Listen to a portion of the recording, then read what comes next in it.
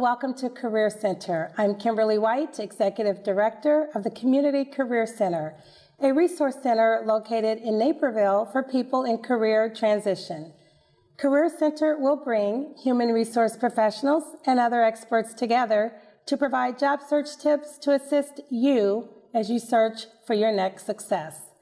Later on Career Center, Cathy Giacobbe will join me at the table to discuss Community Career Center and its programs. But first, I'm happy to have former Senior Vice President of Human Resources at Motorola, Jim Augsten, on the show. Jim, welcome. Welcome. Nice to be here. It's so good to see you here. Normally, I see you at the Community Career Center. In the classroom. In the classroom, before or after a workshop. So I know our job seekers benefit a lot from what you bring to the table. So I want to thank you for that. My pleasure. So before we delve into this, I want our viewers to learn a little bit more about who Jim is. Sure. So give us some background on you. I've been an HR person all my life, and either by accident or luck, I was a pretty senior person all my career life. Starting in the insurance industry, actually, as a recruiter, and unlike most HR people who begin their careers in other places of HR, I have always been involved in the hiring of staff.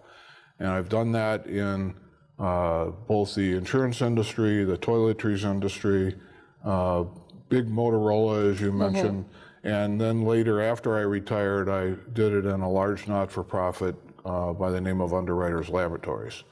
Always in the hiring mode at one stage or another.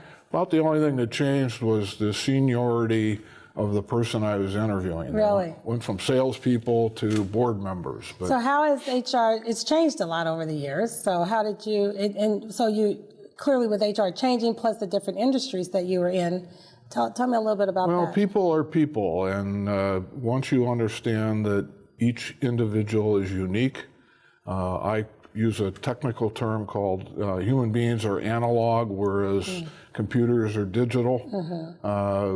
What has changed over the years is that we now have some more sophisticated tools to use. We certainly have the internet to use and a lot of web applications that allow applicants to find employers more easily than in the past. But beyond that, the hiring process is still pretty much the same as it's always been. It's a conservative world out there in the hiring space. Particularly the more senior the person is, the more conservative the interface is going to be. So what has changed is maybe an employee's expectations. Right. Certainly there have been more force reductions and people displaced for various reasons in the last 10 years, although it's very similar to the 80s, actually. Economies go up and down, and technologies change. But beyond that kind of thing, it hasn't really changed very much. Right. So did job coaching, was that something you wanted to do after you retired? Is that when you started doing I've that? always been a career coach. My wife used to drag people into my living room on the weekend for career coaching and interview practice. So I've always done that type of work. After I retired, I sought out two different volunteer activities. One, helping both the career place here in Naperville. I started with the career place in Barrington, and I'm still there. I also volunteer pro bono consulting with small business. Okay. So these are 20 to 40 to $50 million businesses that need HR help, and oftentimes I'm involved in their recruiting activities or teaching them how to recruit. So you mentioned back in the 80s when there were a lot of rifts. How do you see that back then compared to today in terms of how those job seekers are being, helped in their search? In the 80s, there were few soft landings. Companies would go through restructurings or other activities to basically displace people. They put them literally out onto the street, and that person had to then, on their own, pretty much find their next opportunity. Today, companies have gotten a lot softer, so they provide severance packages, they provide outplacement support, and there are, I think, more sophisticated devices such as yours and the one up north in Barrington that provide far more extensive help than has ever been done previously. And it gets better all the time. I've been involved for about 7 years now with Career Place, and the offerings we have get more and more sophisticated with each year, and therefore we benefit our people more. Yeah, well, I know at the Career Center we benefit from having, you know, the likes of you and others who volunteer, because you really do bring a lot to our job seekers. So. Thank you.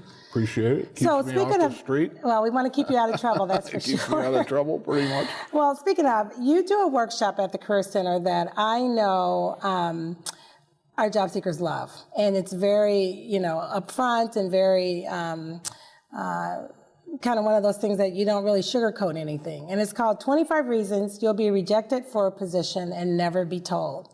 And I know that, again, our job seekers really benefit from that. So I want to talk a little bit about that.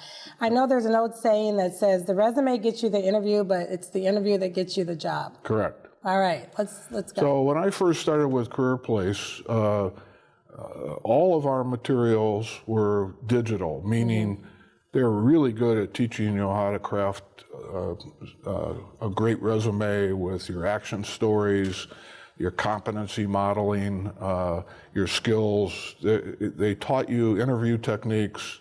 They taught you how to seek out potential companies, but they were all digital in their nature. They were all fact-based. They were all, in my language, pretending that the only thing involved with hiring people was the material that you presented through a resume. I got very concerned about that because people were being rejected for reasons they didn't understand.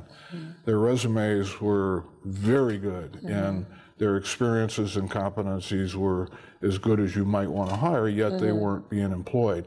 So we created this workshop to address all of the nuancy, subtle, subjective things that happened in an interview, and I labeled it 25 Reasons, which, by the way, has no relationship to reality at all. Right. It's just directional in its nature to get attention to the subject more than anything else.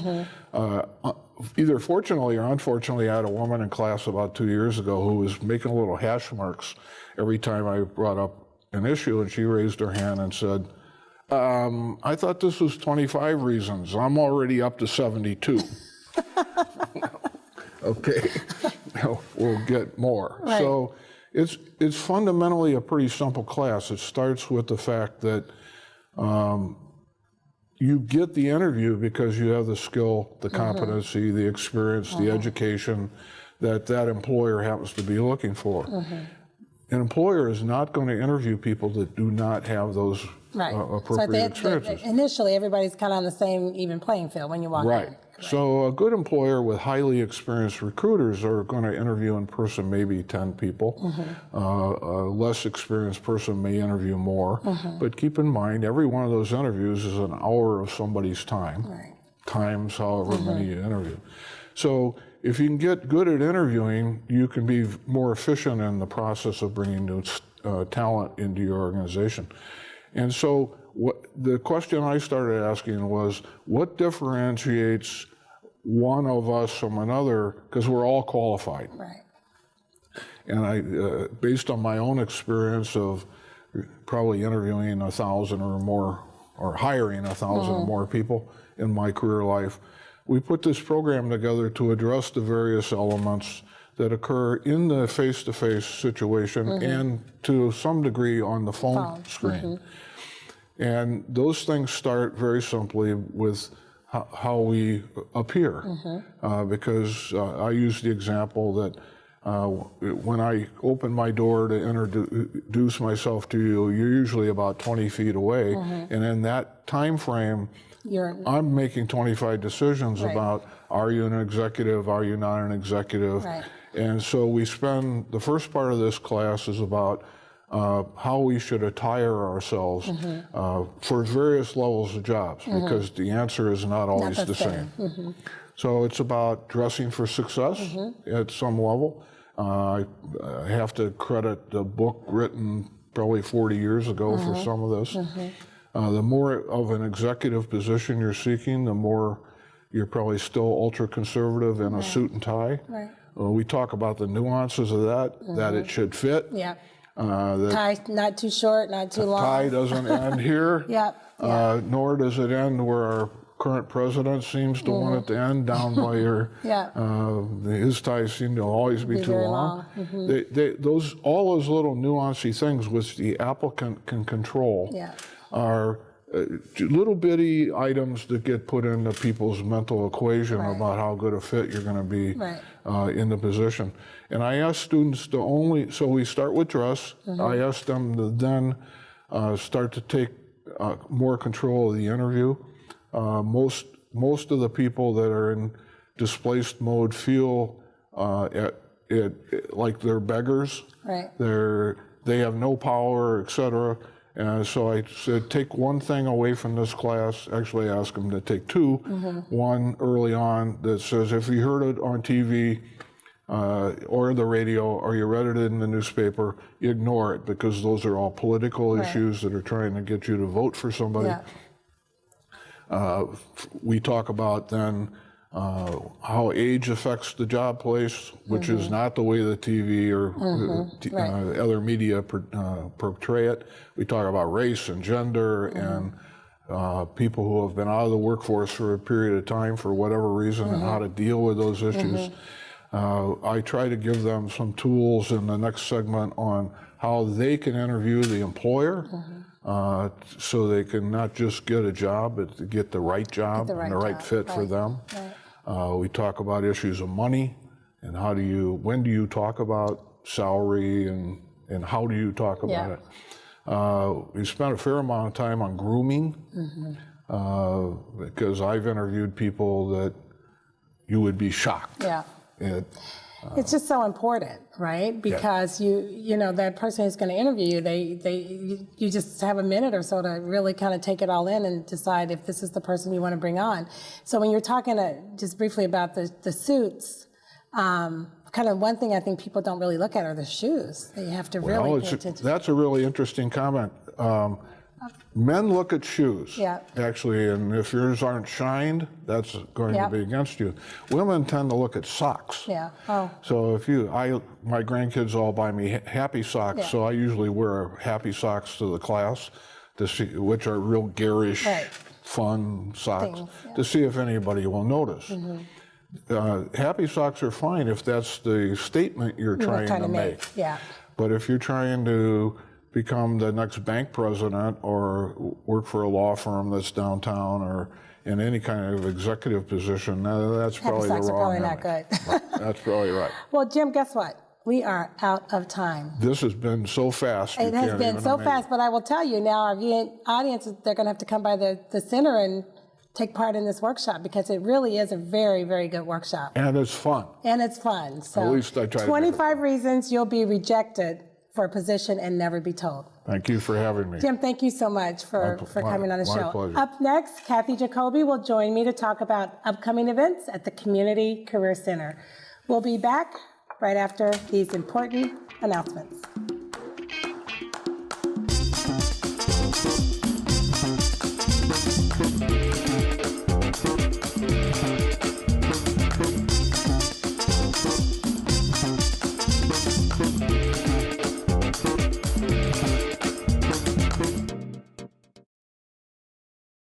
So, I'm kind of new here, but I've noticed a trend. My human does this funny thing where she goes around and gets all my toys, and then she hides them in that basket by the door. You know, but it's always the same basket, and it's always in the same place. And then she acts so surprised when I find them, but, you know, she's putting them in the same basket. Again. It's like, hello? That's where you put it last time. You were the worst at hide and go seek.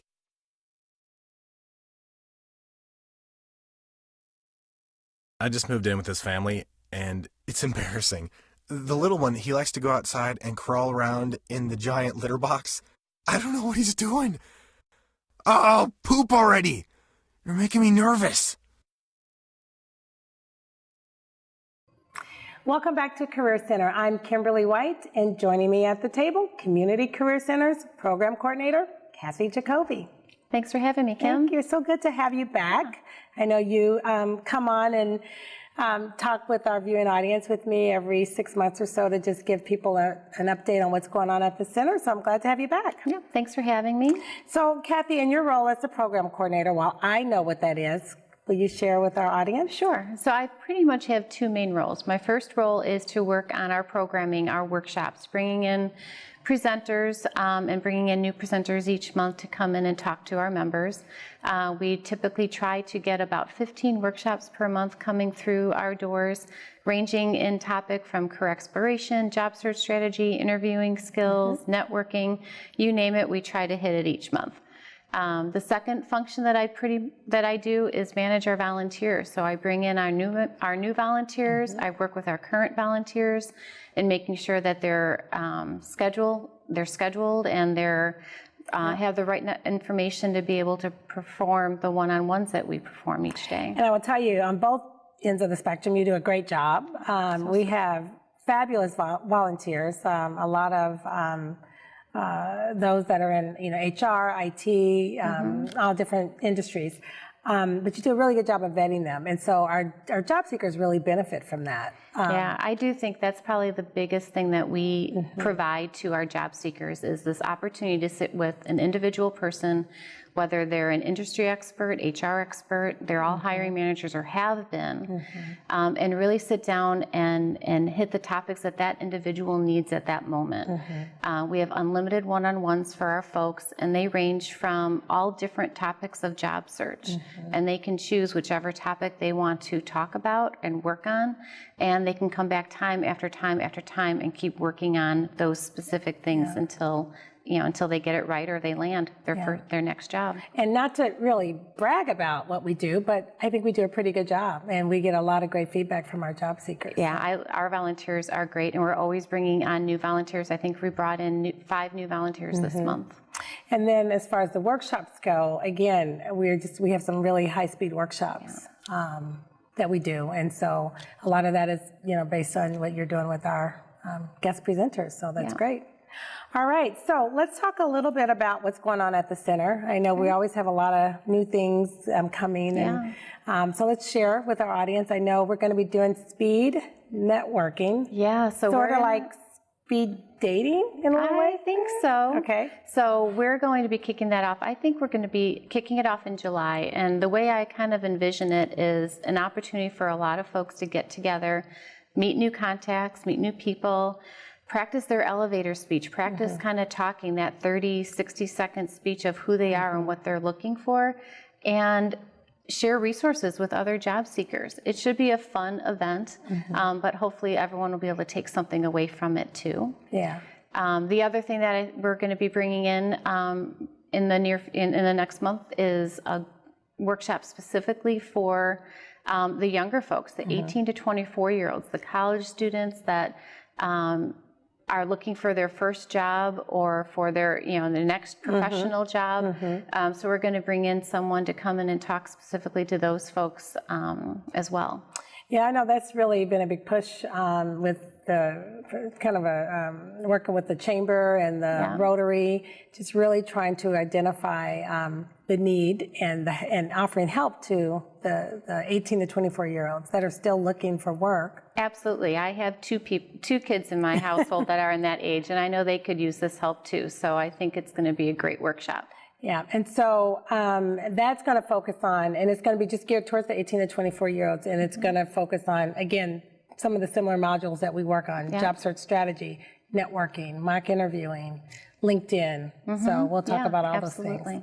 Great. What about workshops for so we've covered the 18 to 24-year-olds. What about age 55 and over? I know we just did a great one, and we're going to hopefully be bringing her back. We just brought in a new presenter, Terry, who is doing a workshop on ageism and really kind of focusing on that older group of individuals and kind of what obstacles they hit and how to overcome them. We got some great praise a few weeks ago when she came in for the first time. We're hoping to have her keep coming back. Yeah, because that's always a big topic, and folks really want to continue to keep that at the forefront.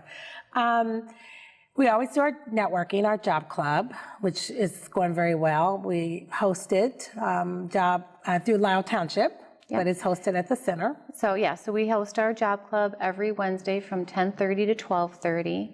Once a month on top of that, we try to bring in and ask the recruiter that would start like right after job club to meet a specific recruiter from the community that might be either hiring or just wanting to give back and give some tips on how to be a better interviewer.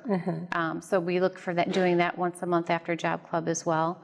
And then our other networking groups, our women's networking group, which you lead, and our men's networking group have really taken off as well. Yeah, so those are good. Yeah, and then we also have our last networking group is an accountability group. We do that on which I lead on Monday mornings, and that's really holding folks accountable week after week to make sure they're moving their job search along. So there's something for everybody. Yeah, no matter where you are in your job search, there's so many different things that we offer, and we encourage you to be as involved as possible, in all of them, not just one or two. Absolutely.